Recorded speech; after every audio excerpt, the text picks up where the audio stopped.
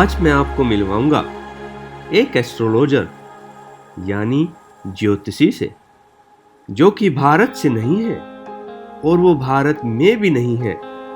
उन्होंने भारत से ज्योतिषी व हस्तरेखा का ज्ञान सीखा है और वो भारत से हजारों किलोमीटर दूर रहते हैं और यहाँ पर ज्योतिषी व हस्तरेखा देखने का काम करते हैं। तो आइए मिलते हैं मिस्टर एस्ट्रोलॉजर यानी मिस्टर सेलो रॉबर्टसन से और पूछते हैं उनसे भारत व ज्योतिषी के बारे में कुछ दिलचस्प सवाल। Namaste. Namaste. And Ram Ram. Ram Ram.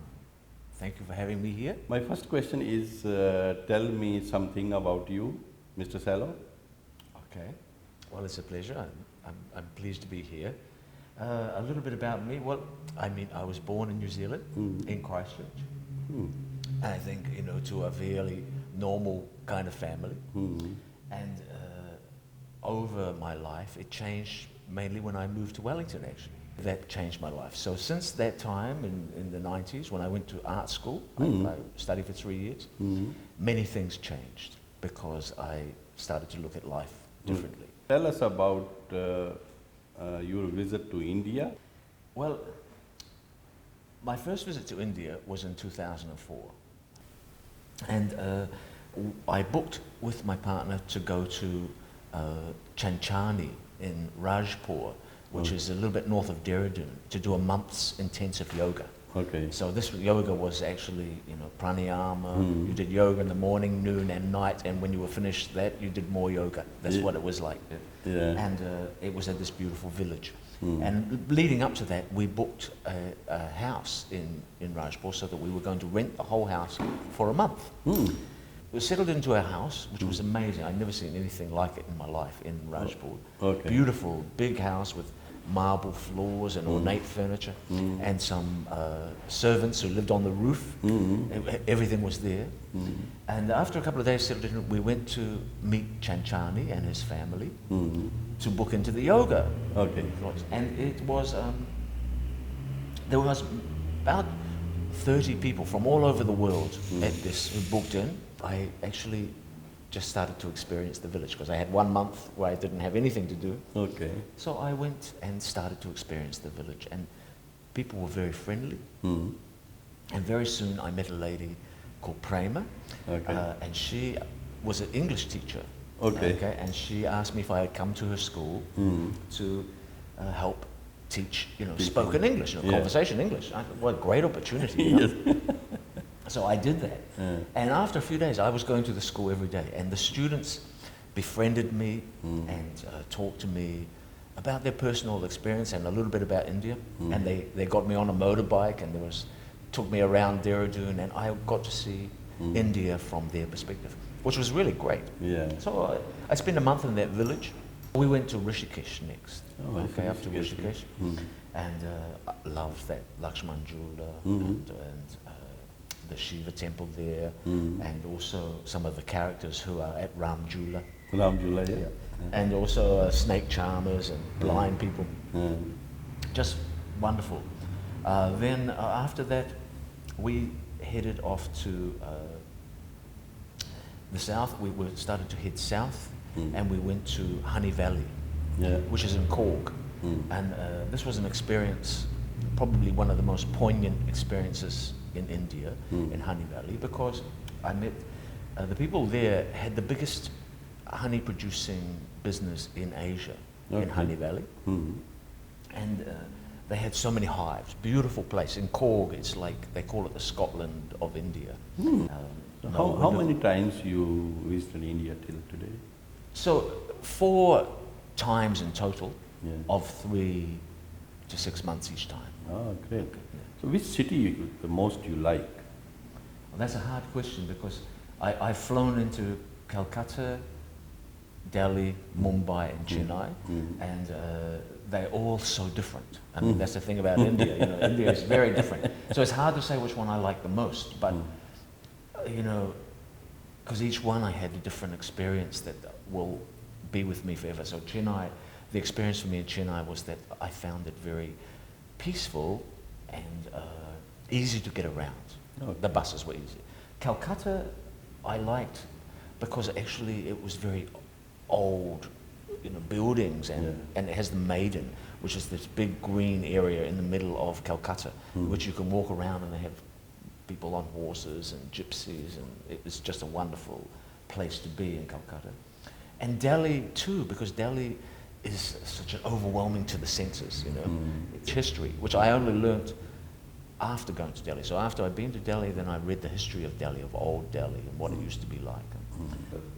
So I wanted to know about this moment when touched with your heart or your mind to become astrologer.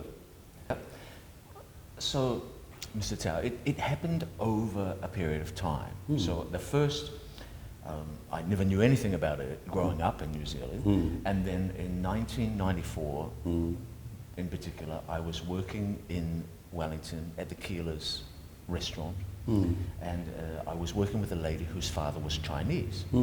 And she introduced me to Chinese astrology. She said, "Oh, you're a pig." I never heard of that. I'm a pig. And she said, and she's a dog and he's a horse. And I was kind of intrigued about that. But quietly, I observed a little bit about it and had a look at what the next year was the year of the pig, and then it was followed by the year of the rat. And I looked at those things myself. And from my own studies, then I looked at other things like tarot cards, palm reading. I just generally looked at them. I didn't think too much about it, but I was interested. Okay. And each year went by, I got more interested. And then when I went to India, I was amazed to see that everywhere you went, you could get your palm read, and there was an astrologer and things like that. And I learned a little bit about astrology from birth, like the way they did it in India, the Vedic way of. In 2009, I went to Rajasthan, and there was even more palm reading going on, and it quietly went away. And then in 2015, I swapped my time to go to a Buddhist retreat center in Colville, which is at the top of the North Island. This retreat had been around for many years. And I wanted to just go and experience and learn about Buddhism, just to learn, really. And I applied to cook there in return for my accommodation and study for 3 months. They allowed me to stay. So I stayed there, and I cooked and I cleaned and I got into it, and they had a ferocious library. And in the library was a lot of stuff about Tibet. And Tibet has a strong history of occultism and metaphysical things as well, prior to Buddhism. So this was quite wonderful. And I had taken with me only one little book to this Buddhist retreat. It was a little book on palmistry that I had bought. And I was just flicking through it, and it struck me that I'd never had my palm read.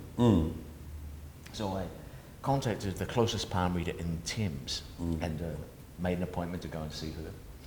And I arrived there, and I walked in, and we went out the back, and she set me up in this little room. I was a bit nervous. I didn't know what was going to happen. And the first thing she said to me was, you have got someone from India with you. And I was like, I never heard of this, She goes, yes, an Indian spirit is with you.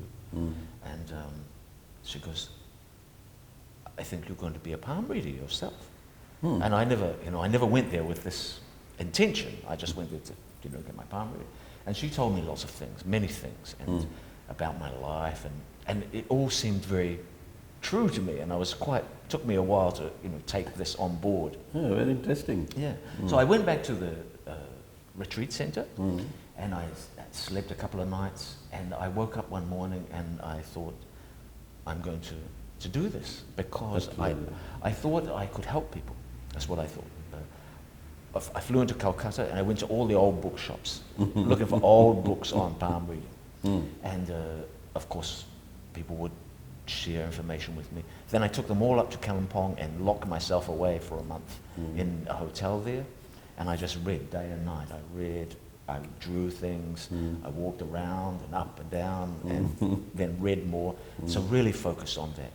And then after that, I traveled around reading palms in India, which was quite a different experience, because people in India are so much more open to it, and they share their knowledge with you.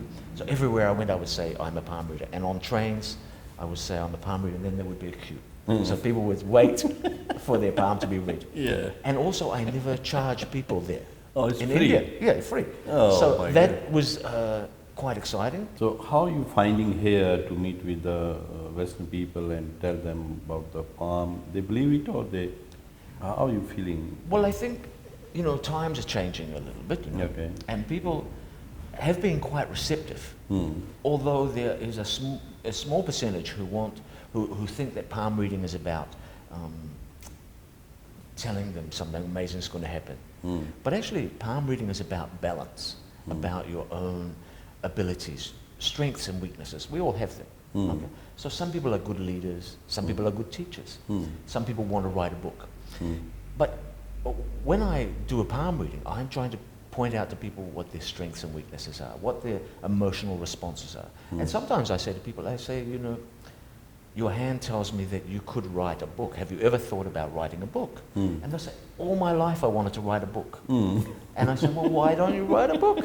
You know, because that's what you're trying to do to people, trying to help people. A lot of people don't do what they really want to do. They're in occupation they don't like. They're living a life they don't want to live, but they're too scared to change because they don't know.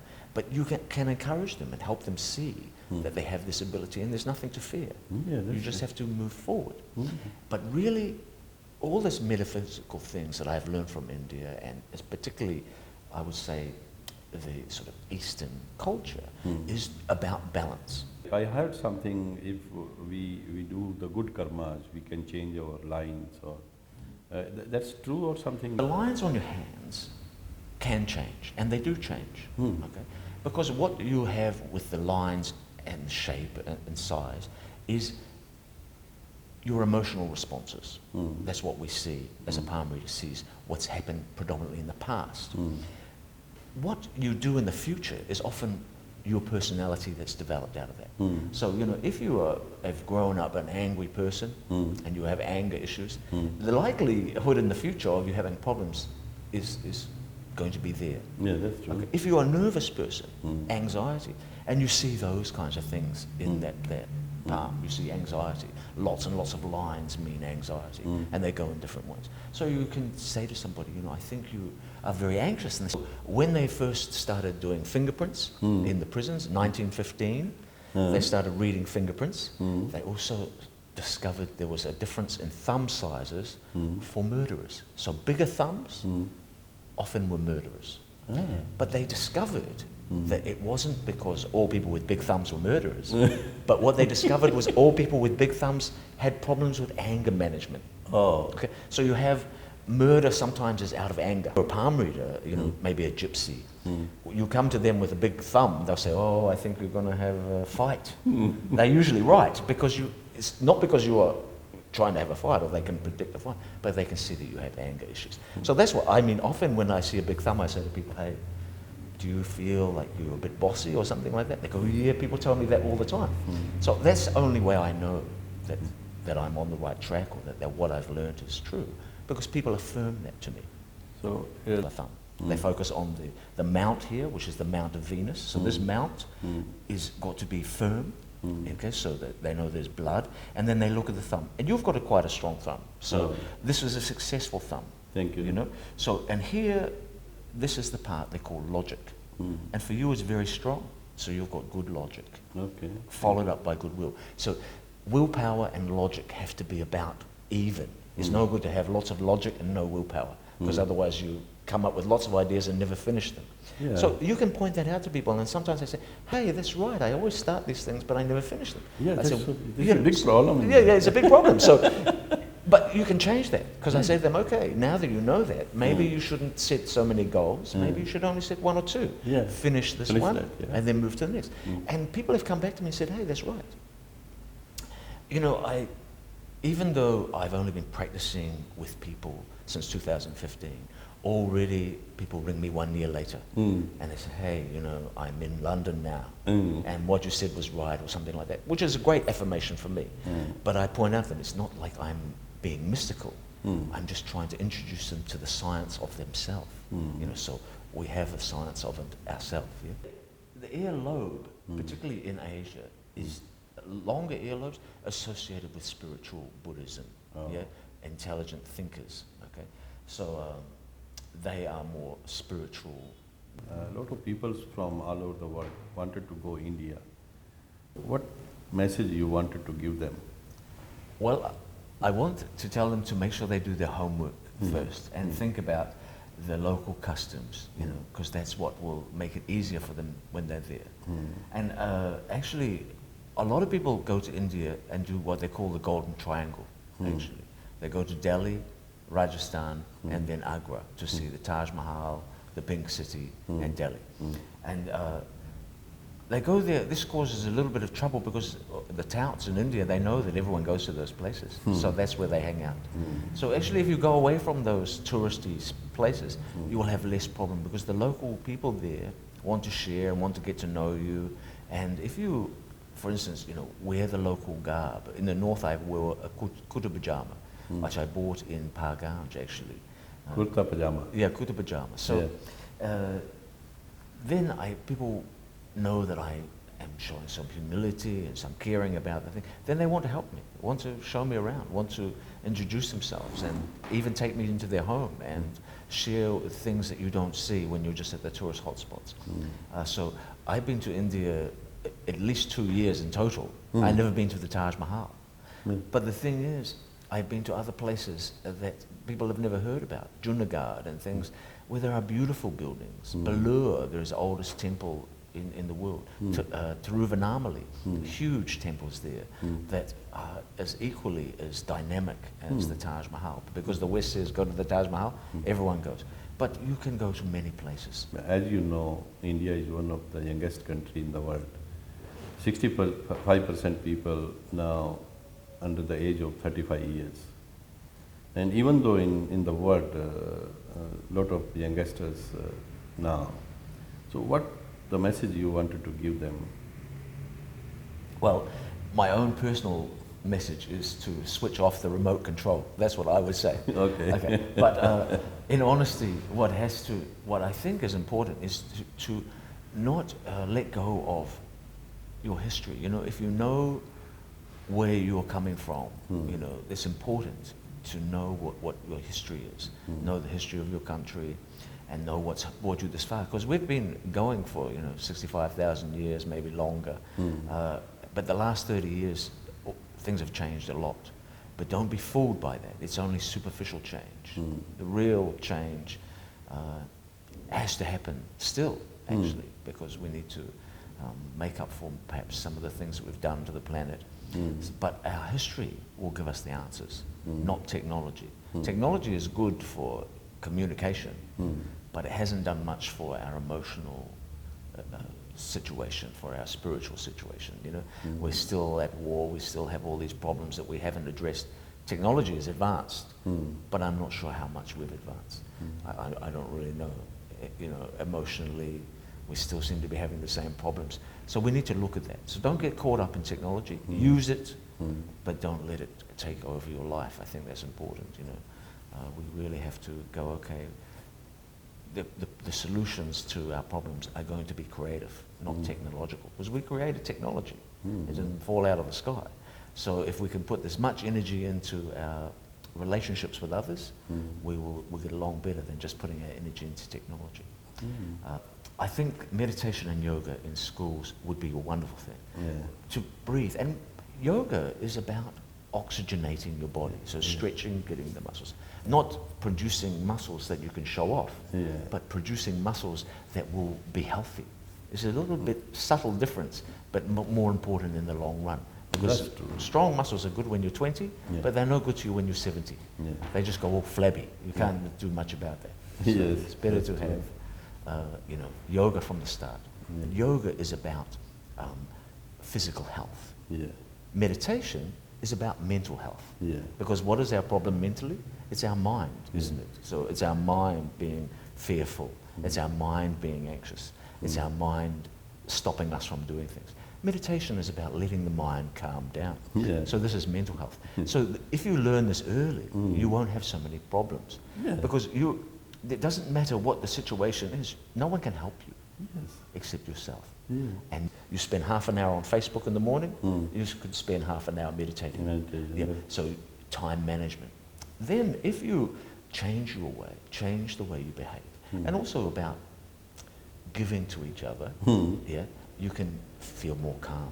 Because I think when we give, when we share, we are happier. What do you think the India contributed to the human being or contributed to the world? I think that India shows a lot of tolerance to each other. Okay, I know that the media always pick up the bad bits, but the good bits are that I've seen where, like the Kumbh Mela, you know, where so many people come together, millions of people come together. They don't need police. They look after each other. They work in such a small, confined space, but they're very tolerant of that. And I've found a lot of tolerance, religious tolerance as well in India. And of course, yoga, vegetarian food, and in fact, food in general, spices. I mean, pepper or curry would be the greatest thing that India has shared with the world. I mean, pepper, where would our lives be without pepper, really? So pepper is great. The family values, I think, are great. And also a lot of the ceremonies of joy and constant celebration is something that I think India has contributed. You see all around now, people celebrate Diwali all over the world. And Diwali is about goodness, good over evil. And it's a wonderful thing, but it seems that every country now in the world will celebrate Diwali. And I think that's something very positive to come out of India, because it is a very positive expression. So you learn any Hindi word or any, you know, many languages in India, any of the Indian language you share with us? Okay, well, I learned to say hello in whatever place I am. If it's Hindi, I learn to say hello, you know, namaste. Or if it's Tamil Nadu, Kali Vanakkam, I learn to say hello. Vanakkam, and to how to say thank you. So things that are about being polite is what I learned, because that's a good way to get started. You know, ek do ten chai, you need to know a few things, how to order a chai, how to order some food. And then I took some lessons actually into playing the flute and learned a little bit of, you know, sa re ga ma pa da ni sa and Sa re ga ma pa da ni sa, So you learn a few things, and when I'm there, you know, I think I pick things up. If you're in the village for a while, after a while you start to get the idea that you can order your yogurt and curry and whatever, and you know, it just starts to flow because you're around those kind of people. And I want to learn when I'm there, but there are so many dialects, and you move from one state to the next. They're speaking, you know, Malayalam here, they're speaking Tamil here. So Hindi is not enough. But my advice to people going to India is that many, many people speak English, and you will get help. But actually saying namaste or ram ram and being involved in these things opens up doors for you. When I was in Christchurch growing up, there was a very big Hare Krishna movement in Christchurch. And I was quite, you know, it was around the peripheral quite a bit. And I was intrigued by these people, you know. And then I got involved with the Hare Krishna movement. So I learned some kirtan from them. And I find it very interesting, and I listened to the Radha Krishna Temple album, which came out in 1969, and I think I was influenced as a kid by that album, and I listened to that, and I sing along. I know all the bhajans of this. Thank you, Cello. Thank you very much.